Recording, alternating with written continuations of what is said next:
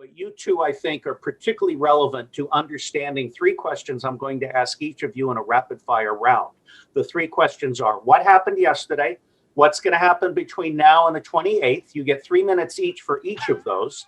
And then I'm going to ask you a third question, one word answer: who will be inaugurated on the 29th? Charlie Ward, you go first. What happened yesterday? What happened yesterday was one of the most beautifully planned traps you could ever imagine. It was set on purpose for a number of reasons. They needed certain parts of the puzzle because there was a change in the dynamic. They knew that the corruption had been funded by Soros, Gates, Obama, by a number of people that were corrupt. They knew that Clinton Foundation, they knew where it was, but they actually wanted to find out exactly where it come from. And it turns out it had come from none other than the Vatican. So they set the trap for this beautifully, but they wanted to find the trail of it. And I'm sort of half stealing Simon's thunder because he confirmed what I was going to say anyway. And what I'll do is I'll let Simon go on to that part because he knows the full detail. But the trap was set, they fell into it. The other trap that was set yesterday, which was an absolute peach, was when they stormed Capitol Hill. When they went in there, of course, all of Trump's supporters were peaceful, and they were pushing. But there was a group of Antifa people that came in there, but also there was a group of very active Trump supporters that, whilst in the building, managed to seize a number of laptops from within the building, which have a boatload of evidence. Nancy Pelosi was in such a hurry, she left hers behind. So there's a very grateful Donald Trump right now, along with his team, that they've got about a dozen laptops that were just left on the desk. That's amazing. Let's stop there. I will interject one thing. I heard from a source that the George Soros raid on the Bank of England was a contrived black operation intended to fully fund Soros as an agent of the crown in the color revolutions and cultural Marxism. So not only do I consider George Soros a traitor to the United States of America, but I consider the United Kingdom to be directly behind all of this at the highest levels. And Simon and I have agreed that 90% of everybody in MI6, and I love him to death, is a good person trapped in a bad system. All right, Simon, 3 minutes to you. What happened yesterday? And if you can condense your 27-minute thing in 3 minutes, that's great, because I have honored it by making it the top item in today's post. Right, fine. 3 minutes.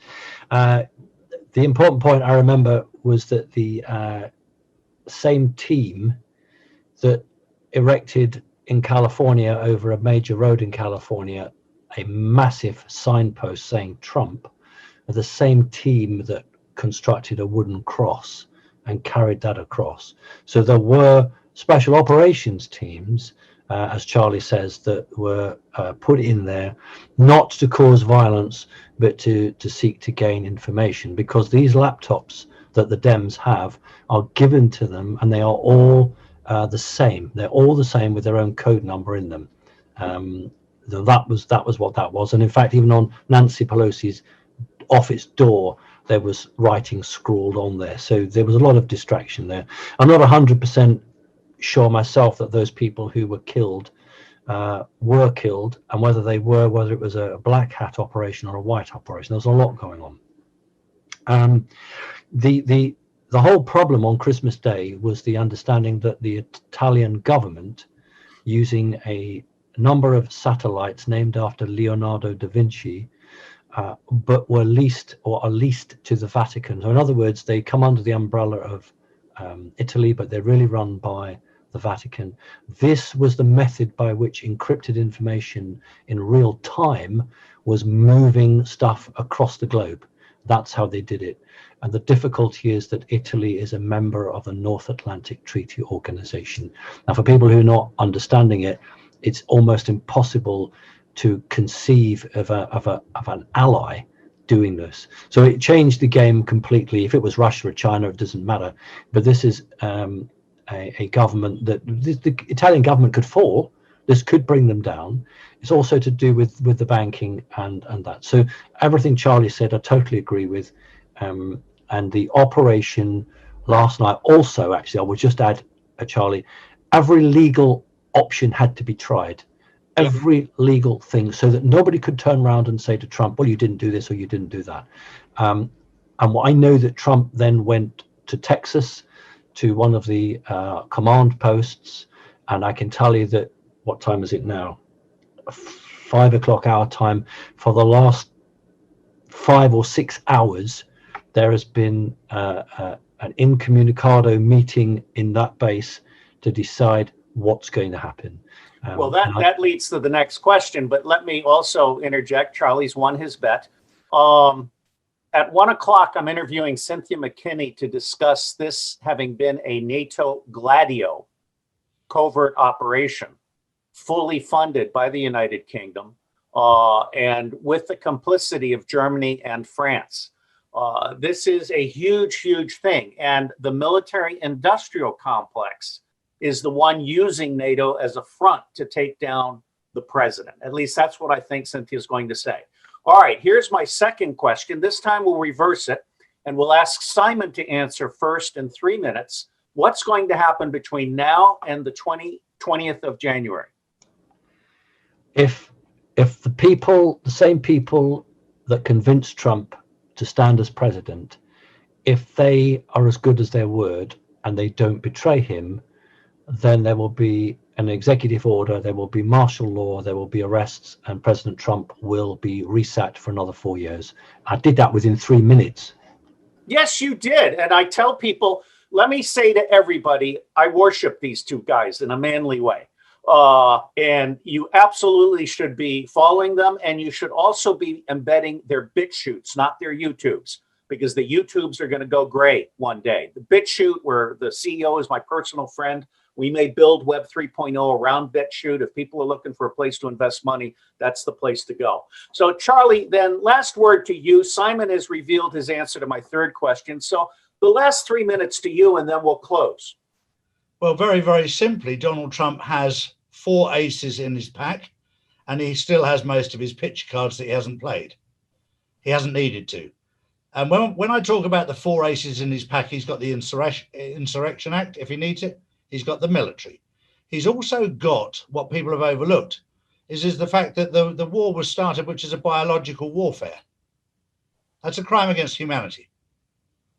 So he has got many, many things routes that he could go. That's why he's taking time out today with his team to work out which is the best way. And he'll be sat with his team. He's probably got 4 or 5 or 6 options of ace cards on in his hand, and he doesn't know quite which one to play, and he's torturing them. The one thing that will become public knowledge that has not yet become public knowledge is the amount of blackmail involved with the politicians who've been blackmailed with paedophilia and crimes against humanity. That's something that will come out in the next 20 days, within the next 20 days, because there are people there that probably want to do the right thing, but haven't got the bottle to, or the bollocks to, for the want of a better word.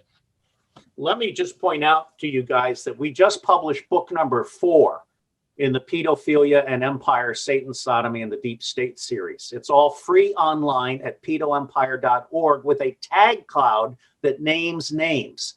And volume 4, which was published today by design, is about North America. Yeah.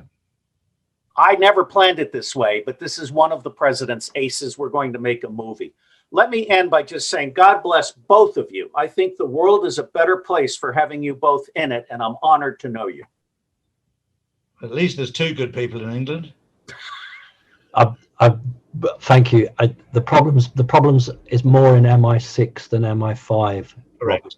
That's my view. Listen, it's been fantastic to speak to both of you. It's great. Good. And tell your buddies in MI5, I don't want them framing any more citizens for murder. Okay. Chris Fogarty and what they did to him has pissed me off. I don't want to see that again. But I do love the English. I go back to the 17th century in England. I want both my countries back. All right. Out here. Okay. Take care. Bye-bye. All right. Bye-bye. You too.